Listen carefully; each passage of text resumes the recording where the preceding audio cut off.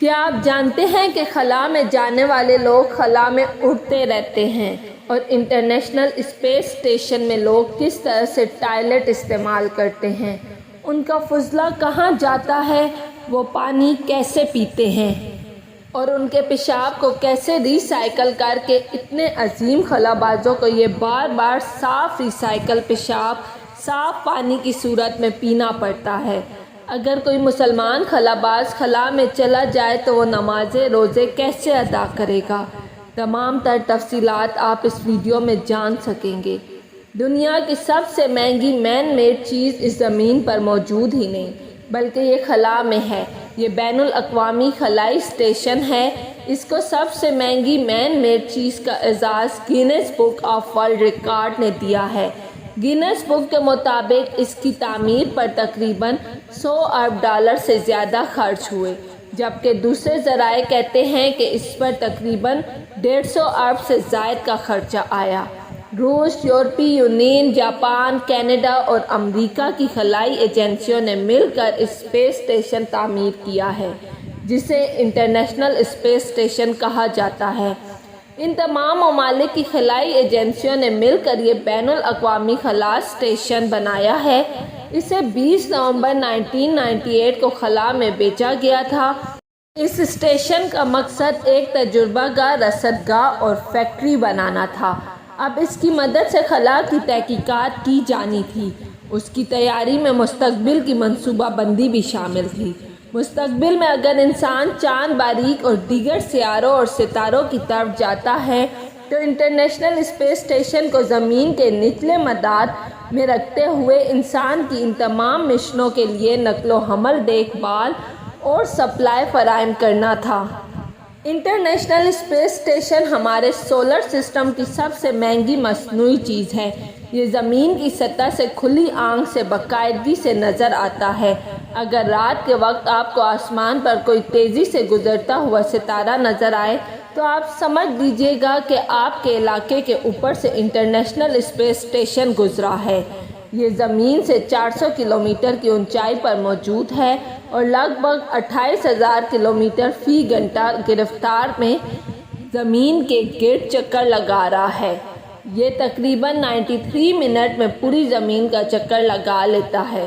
International space station تقریباً 109 metre لمبا، 73 metre چوڑا اور 4.5 لاکھ کلو وزنی ہے۔ اس کو سولر پینلز کے ذریعے پاور دی جاتی ہے۔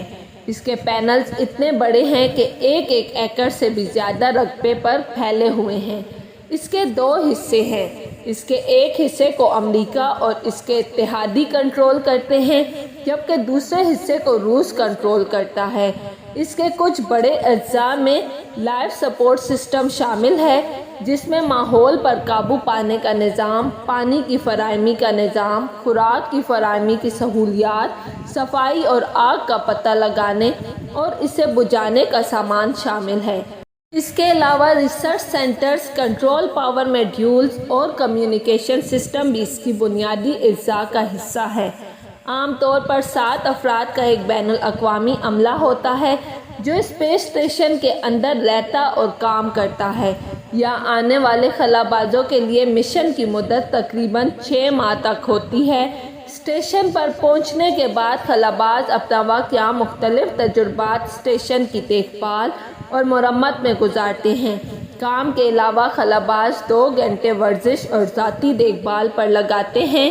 یہ کبھی کبھار اسپیس واک بھی کرتے ہیں۔ یہاں سے یہ سوشل میڈیا کے ذریعے زمین پر عام لوگوں سے بھی رابطہ کرتے ہیں۔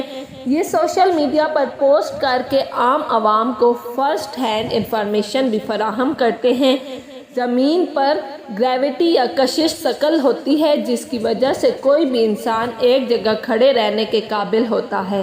خلا میں گریوٹی نہیں ہوتی، جس کی وجہ سے ہم اکثر ویڈیوز میں دیکھتے ہیں کہ خلا باز اسٹیشن کے اندر اڑ رہے ہوتے ہیں۔ ان کے پاؤں اسٹیشن کی نچلی سطح پر نہیں لگتے اور یہ فلائٹ کرتے رہتے ہیں، اسی لیے انہیں یہاں قدم پھونک پھونک کر رکھنا پڑتا ہے۔ کسی بھی چیز کو آزاد نہیں چھوڑا جا سکتا۔ اگر کوئی بھی چیز پراپر طریقے سے پیک نہیں ہوگی تو وہ اڑتی ہوئی کسی کو نقصان بھی پہنچا سکتی ہے۔ اسی لیے خلاباز خود بھی چھوٹے چھوٹے بیڈ رومز میں سوتے ہیں اور سونے کے لیے یہ خود کو دیواروں کے ساتھ باندھ لیتے ہیں تاکہ آرام کی نیند لے سکے اور ہواؤں میں نہ اٹھتے پھرے۔ بہت سے لوگوں کے مائنڈ میں یہ خیال ہوگا کہ یہ خلا پر جانے والا عملہ بیت الخلاء یا واش روم کیسے استعمال کرتا ہے۔ انٹرنیشنل اسپیس اسٹیشن پر بیت الخلاء بھی سائنس کا شاہکار ہے۔ یہاں خلابازوں کو بڑے سائنسی انداز میں قضائے حاجت کرنا پڑتی ہے۔ اسٹیشن پر 2 واش روم بنائے گئے ہیں جو روس کے زیر انتظام حصے میں ہیں۔ واش روم کے لیے خلاباز ٹوائلٹ میں جا کر خود کو اچھی طرح سیٹ سے باندھ لیتے ہیں اور اس کے بعد اسے استعمال کرتے ہیں۔ ٹوائلٹ میں تیز رفتار پنکھے اور بڑے بڑے پائپ لگے ہوتے ہیں جو کہ فضلے کو نیچے کی طرف کھینچ لیتے ہیں تاکہ یہ اوپر آ کر خلابازوں کو گندا نہ کر دے۔ ٹھوس فضلے کو ایلومینیم کے پیکٹس میں اسٹور کیا جاتا ہے جبکہ پیشاب کو پائپوں کے ذریعے ری سائیکلنگ یونٹ میں پہنچا دیا جاتا ہے جہاں سے اسے ری سائیکل کر کے پینے کے پانی میں تبدیل کر دیا جاتا ہے۔ اس سے آپ اندازہ لگا سکتے ہیں کہ خلابازوں کی زندگی کتنی مشکل ہوتی ہے کہ وہ مینٹلی طور پر ان سب چیزوں کو جانتے ہیں کہ جو پانی وہ پی رہے ہیں پیشاب کے راستے نکل رہا ہے، اسی کو ری سائیکل کر کے صاف کر کے ان کو پینا پڑتا ہے۔ اب آتے ہیں اس سوال کی طرف، اگر کوئی مسلمان خلاباز خلا میں جائے تو وہ اپنی نمازیں، روزے یا دوسری عبادات کس طریقے سے قائم رکھ سکتا ہے، اور اگر وہ روزے رکھتا ہے تو روزوں کی کیا ترتیب ہوگی؟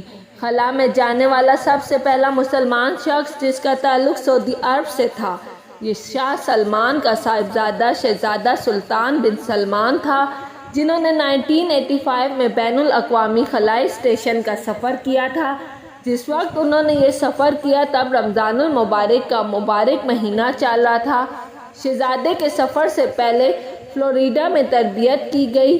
اس دوران انہوں نے پورے روزے رکھے۔ ناسا کے ڈاکٹر روزوں کی وجہ سے ان کے جسم پر پڑنے والے اثرات کا مطالعہ کرتے رہے۔ جب وہ خلا کے سفر پر روانہ ہوئے تو 29 رمضان کا دن تھا۔ وہ روزہ رکھ کر خلا کے سفر پر چلے گئے۔ خلا میں جانے سے پہلے انہوں نے ایک سعودی عالم دین سے بات کی جس پر انہیں ہدایت کی گئی کہ وہ اس وقت کے مطابق سیر و افطار اور نمازیں قائم کریں جس جگہ سے وہ خلا کے سفر کے لیے روانہ ہوئے ہیں۔ شہزادے نے اسی ترتیب سے اپنی مذہبی فرائض سر انجام دیے۔ اگر آپ کو میری ویڈیو پسند آئی ہے تو لائک اور سبسکرائب لازمی کیجیے گا۔